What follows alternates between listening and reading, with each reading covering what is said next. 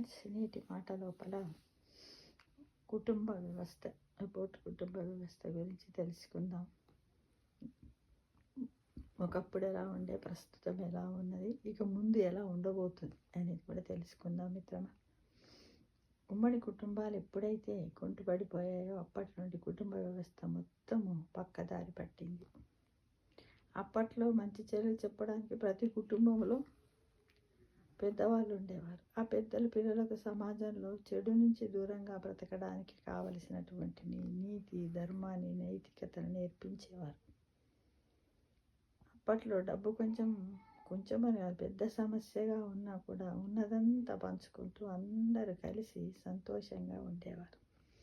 ఇంట్లో ఒక్కరు సంపాదించినా సరే దాన్ని అందరూ షేర్ చేసుకొని ఉండేవారు. ఇప్పుడు కూడా ఉంటున్నారు, ఇప్పుడేమో అప్పుడప్పుడు ఉంటున్నారు. ఆ కాలంలో కొన్ని ఎప్పుడూ ఉండేవారు. ఒకరికి సమస్య వస్తే అందరూ ఆ బాధను పంచుకునేవారు. డబ్బు సమస్య వచ్చినా కానీ, ఆరోగ్య సమస్య వచ్చినా, ఇంకా ఏ సమస్యలు వచ్చినా కూడా అందరూ పంచుకొని ఎంతో ఆప్యాయతగా ఉండేవారు. అమ్మమ్మలు, తాతయ్యలు, నానమ్మ, తాతయ్య, పెద్దనాన్న, పెద్దమ్మ, చిన్నమ్మ, బాబాయిలు, చిన్ననాన్నలు, అత్త, మామ, అక్క, బావ, మరదలు, తమ్ముడు, వదిన, అన్నయ్య, చెల్లి, బావగారు, మేనమామ, మేనత్త, మేనకోడలు, మేనల్లు అని, మేనత్తల బిడ్డలను వదినమ్మలని, ఇలా అనేక బంధాల అల్లిక ఉండేది. ఎలా ఉండేదంటే అది ఒక పెద్ద చేనులాగా ఉండేది అన్నమాట.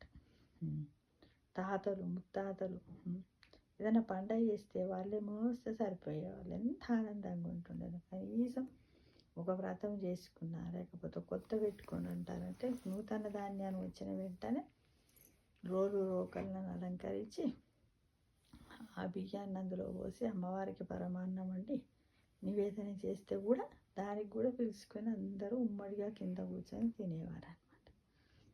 పిల్లలు తప్పు చేస్తే కుటుంబమే వారిని సారి చెప్పేంతగా, అంటే క్షమించే విధంగా మారేంతగా శ్రద్ధ తీసుకునేవారు. పిల్లలకు ప్రతి ఒక్కరిలోనూ భయము, భక్తి, ప్రేమ, అభిమానం చాలా ఉండేవి. ఇప్పుడు లేవంటే ఉంటున్నాయి. ఎలా ఉంటున్నాయి, అక్కడక్కడ కొన్ని కుటుంబాలు ఇప్పటి వరకు కూడా ఉన్నాయి, కానీ సాధ్యమైనంత వరకు చాలా తక్కువగానే ఉన్నాయని అనిపిస్తూ ఉంటుంది. కొత్తగా వచ్చే అల్లుళ్ళు కానీ, కోడలు కానీ ఆ ఉమ్మడి కుటుంబంలో సరదాగా కలిసిపోయి ఉండేవారు. అల్లుడికి తగిన మర్యాదలు, కోడలికి తగిన బాధ్యతలు, ఇలా ప్రతిదానికి ఒక పద్ధతి ఉండేదన్నమాట. ఆ కుటుంబంలో ఒకరితో ఒకరు బాధ్యతగా మెలగడం, ఆదరించడం, అదే కారణంగా ఆ కుటుంబ పరువు మర్యాదలతో వర్ధిల్లేవి. నలుగురు చెప్పుకుంటూ ఆనందపడేవారు. వాళ్ళు ఎంతమంది ఉన్నారో అనుకుంటూ. అలాంటి ఉమ్మడి కుటుంబాలు పెద్దల చేత నడిచే ఒక గొప్ప రథాల్లా ఉండేటి నిజంగా. ఎందుకంటే ఇంటికి పెద్ద మనిషి అందరు సంపాదించుకొచ్చినా కూడా తెచ్చి పెద్ద మనిషికే ఇచ్చేవారు.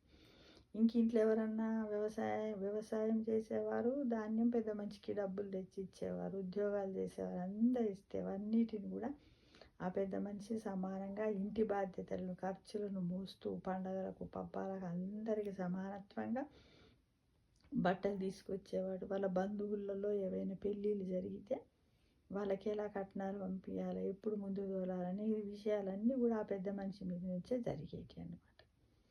అలాంటి ఉమ్మడి కుటుంబాలు ఎలా అంటే ఆ కుటుంబంలో ఒకరితో ఒకరు బాధ్యతగా మెలగడం, ఆదరించడం, అదే కారణంగా ఆ కుటుంబ పరువు మర్యాదలతో వర్ధిల్లి. అలాంటి ఉమ్మడి కుటుంబాలు పెద్దల చేత నడిచే ఒక గొప్ప రథాల్లా ఉండేవి. ఇంటిని దేవాలయంగా చేస్తూ పెద్దలు ఆలయ శిఖరాలను వెలిగించేవారు. అంటే ఆలయం పైన, అంటే గోపురం పైన, గోపురం పైన ఎలా అయితే దీపాన్ని వెలిగిస్తే ఎంత కాంతివంతంగా ఉంటుందో ఆ ఇంటిని కూడా అలా కాంతివంతంగా చేయడానికి వాళ్ళు శ్రద్ధ పెట్టేవారు, శ్రమించేవారు. ఇప్పుడు వాటిని పక్కన పెట్టేశారు. పెద్దలను భారంగా భావిస్తూ దూరం చేస్తూ వాళ్ళను ఒంటరిగా విడిచిపెడుతున్నారు. ఎప్పటి వరకు వాళ్లకు మనతో సహాయం అంది వాళ్ళు ఎవరికి వారు అయ్యేంత వరకు. అందరూ కాదు, కొంతమంది మాత్రమే మిత్రం. వాళ్ళకేమి లేదు, హాయిగా దేవతామూర్తుల్లా కాలం వెళ్ళదీస్తున్నారంటే. కొద్దిమంది ఆర్థిక ఇబ్బందులు లేని వాళ్ళు చక్కగా చేతనైనంత మంది వండుకుంటారు, తింటారు. ఉన్న వాళ్ళకైతే చాలా కష్టమే ఉంది మిత్రమా. ఈనాడు స్వేచ్ఛగా బతకాలని పల్లెటూరు నుంచి పట్టణాలకు వచ్చిన జంటలు వాళ్ళు కట్టుకున్న ఇరుకు గదులే సుఖం అనుకుంటున్నారు. కానీ డబ్బు కోసం పరుగులు తీసే భర్త, బాధ్యతలు మర్చిపోయిన భార్య, తల్లిదండ్రులను గౌరవించలేని పిల్లలు, బాగుపడితే ఓర్చుకోలేని అన్నదమ్ములు, దుమ్మెత్తు పోసే బంధువులు, సెల్ఫోన్లో పలకరించే దిక్కుమాలిన బతుకులు. ఇప్పుడు మంచి చెప్పేవారు లేరు, వినేవారు లేరు. చెప్పేవారు లేరు, వినేవారు లేరు. భయము లేదు, భక్తి లేదు. ప్రేమ ఒక నాటకం, అభిమానం ఒక బూటకం. నవ్వుని నటిస్తూ బతుకుతున్నారు. అవసరం లేని బంధాలను పట్టుకొని అవసరమైన బంధాలను విడిచి బందీలుగా బతుకుతున్నారు. ఆ విషయం ఇప్పటి వాళ్ళకు తెలియడం లేదు.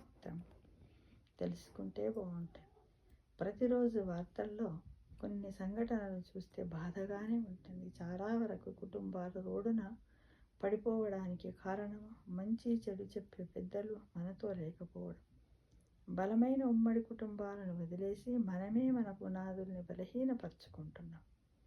ఉమ్మడి కుటుంబాలను తిరిగి మళ్ళీ పెంచుకుంటే ప్రేమానురాగాలు మళ్ళీ ఉంటాయేమో అని నా మనసు తహతహలాడుతుంది మిత్రమా. మళ్ళీ ఉమ్మడి కుటుంబాలు తిరిగి రావాలని స్వాగతం పలుకుతూ మన పెద్దలను గౌరవిద్దాం, తల్లిదండ్రులను గౌరవిద్దాం. మన పిల్లలందరికీ కూడా సమాజంలో చక్కటి సంస్కారం అనే ఒక విద్యను, ఒక సంస్కారాన్ని ఎన్ని డిగ్రీలు ఉన్న సంస్కారం అనే సర్టిఫికేట్ లేకపోతే అది వృధాయే కదా మిత్రమా. అవునంటారా కాదంటారా? ఒకసారి చెప్పండి మిత్రమా కదా. సర్వే జన